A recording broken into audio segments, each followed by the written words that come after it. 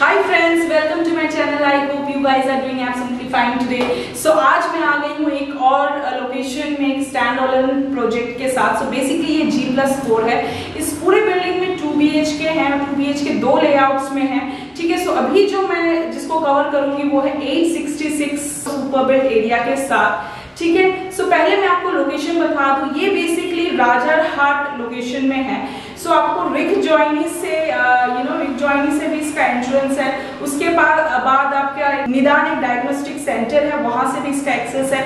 और आपका eco village जो इको पार्क का जो इको विलेज है उसके पास से भी ये 5 मिनट की दूरी पर ये प्रोजेक्ट है. सो बेसिकली बहुत ही प्राइम लोकेशन पे है. और सबसे बड़ी बात है ये आपके अंडर बजट में है. सो मैं इसका बता दूं कि इसका प्राइस बिल्डर ने 3000 पर स्क्वायर फीट रखा है. ठीक है.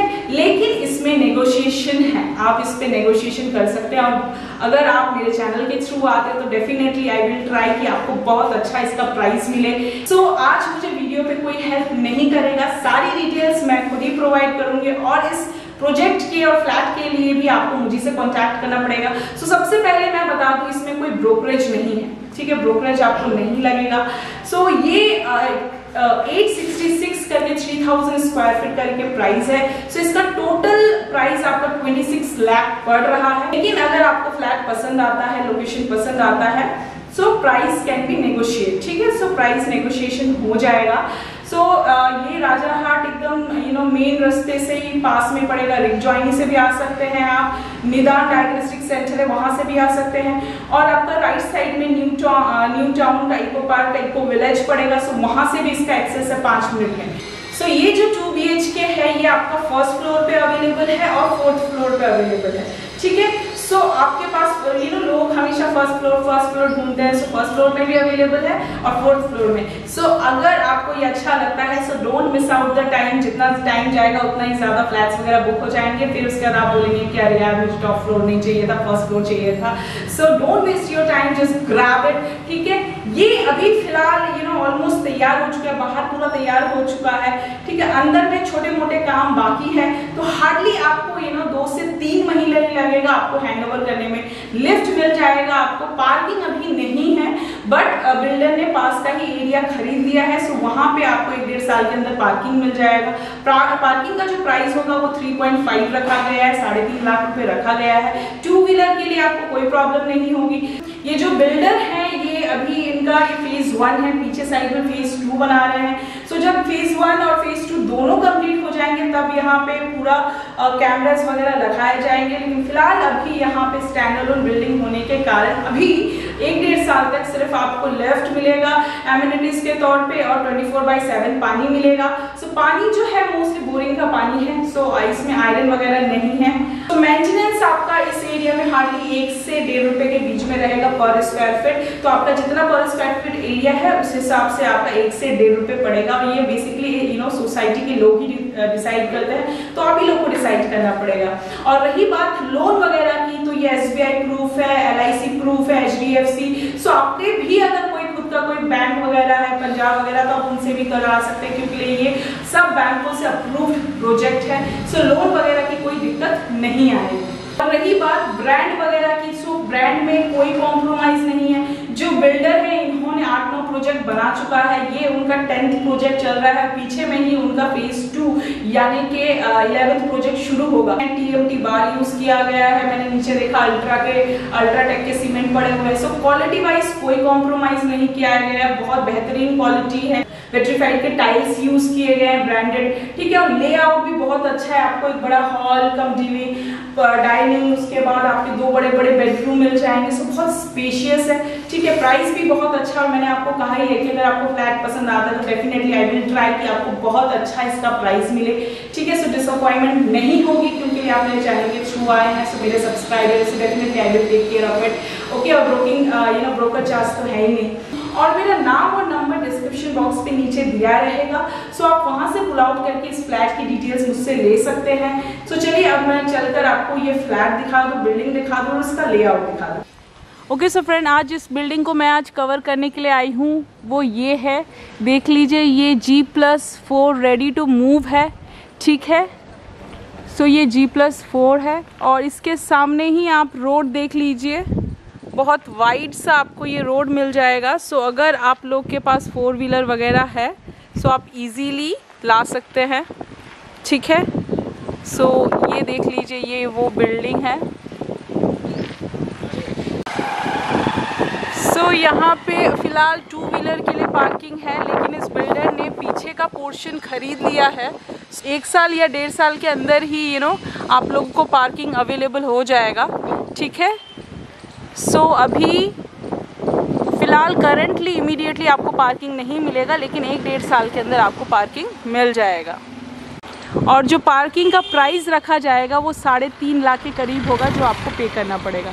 सो अब अंदर चलते हैं और अंदर चल के 2 BHK का लेआउट चेक करते हैं। ओके सो फ्रेंड, अभी जो मैं 2 BHK कवर करने वाली हूँ उसका एंट्रेंस है ये।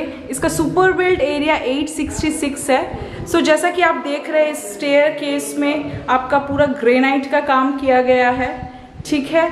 और फ्लैट में आपका टाइल्स का काम किया गया है।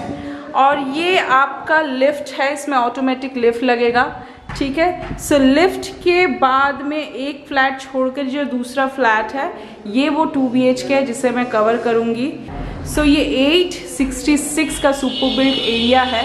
सो बेसिकली ये जो फ्लैट है ये वेस्ट फेसिंग फ्लैट है, ठीक है। सो सामने में वेस्ट फेस पड़ेगा, इस तरफ में आपका नॉर्थ पड़ेगा और लेफ़्ट साइड में आपको साउथ पड़ेगा।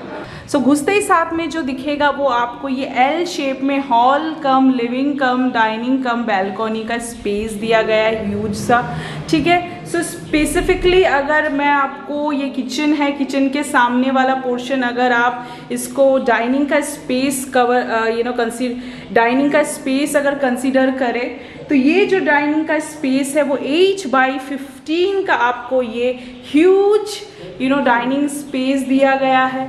सो ये जो ओपन किचन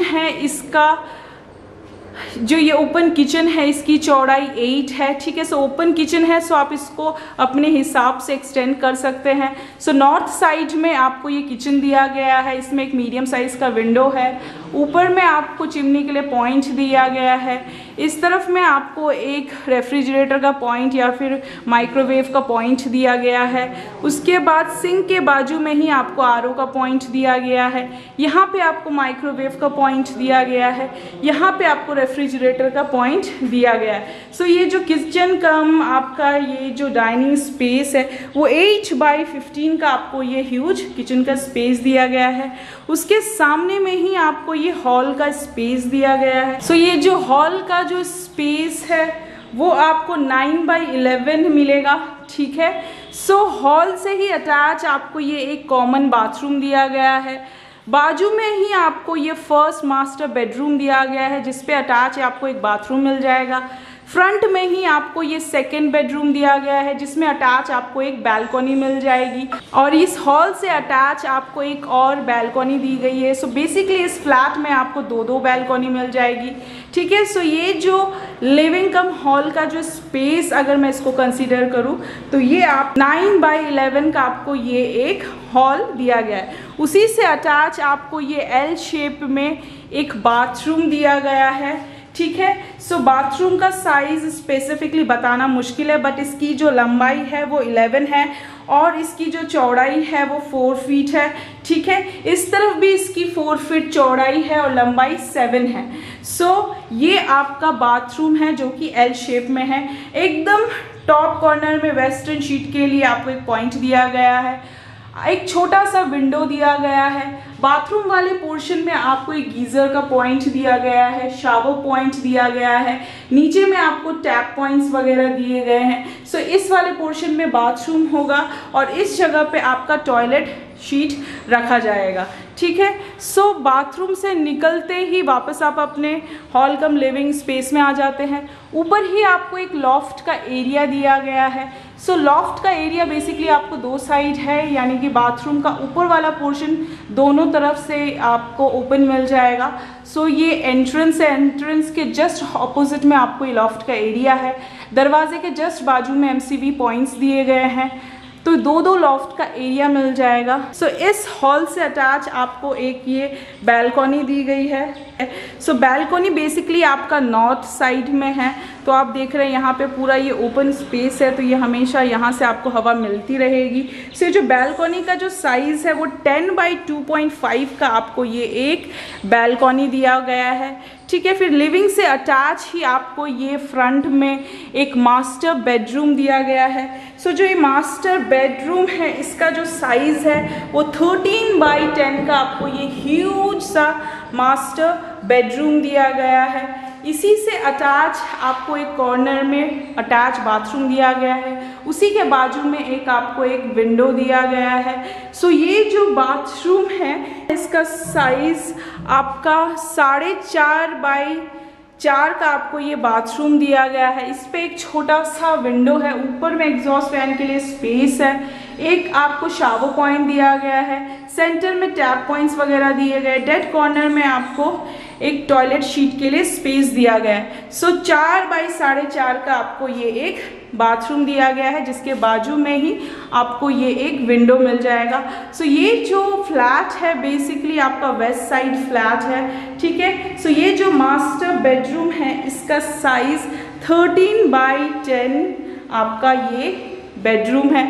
सो ये मास्टर बेडरूम से निकलते ही लेफ्ट साइड में आपको एक और बेडरूम दिया गया है। सो ये जो बेडरूम है इसमें आपको दो बड़े बड़े विंडोज़ दिए गए हैं और इससे अटैच आपको एक बैल्कनी दी गई है। सो ये जो बेडरूम है ये बेसिकली वेस्ट साइड है और इस तरफ में आपका नॉर्थ साइड है। सो ये जो बेडरूम है इसका साइज़ 10 बाई 10 है। सो 10 बाई 10 का आपको ये बेडरूम दिया गया है। इसी से अटैच आपको एक बैल्कनी दी गई है कि जिसका साइज 10 बाई 2.5 है। सो ये जो बैल्कनी है ये वेस्ट साइड में है। सो पेड़ हिल रहे हैं तो आपको पता चल ही रहा है कि हवा बहुत तेज चल रही है। सो ये आपका ओपन स्पेस है, यहाँ से आपको हमेशा हवा वगैरह मिलती रहेगी। सो इससे वापस आप अपने बेडरूम में आ गए। सो इसमें दो बड़े बड़े स्लाइडिंग डोर्स दिए गए हैं, यहाँ पे कॉमन स्विचेस दिए गए हैं, एसी का पॉइंट आपको हर कमरे में मिल जाएगा। सो जैसे आप बेडरूम से बाहर निकलेंगे वापस अपने लिविंग कम हॉल कम डाइनिंग स्पेस में आ जाएंगे, ठीक है। सो ये देखिए ये पूरा फ्लैट है, ये एंट्रेंस है, ये फर्स्ट, ये आपका कॉमन बाथरूम, ऊपर में लॉफ्ट का एरिया, बाजू में master bedroom, second bedroom, then ये हॉल से अटैच आपको ये एक बैल्कनी और ये आपका ओपन किचन।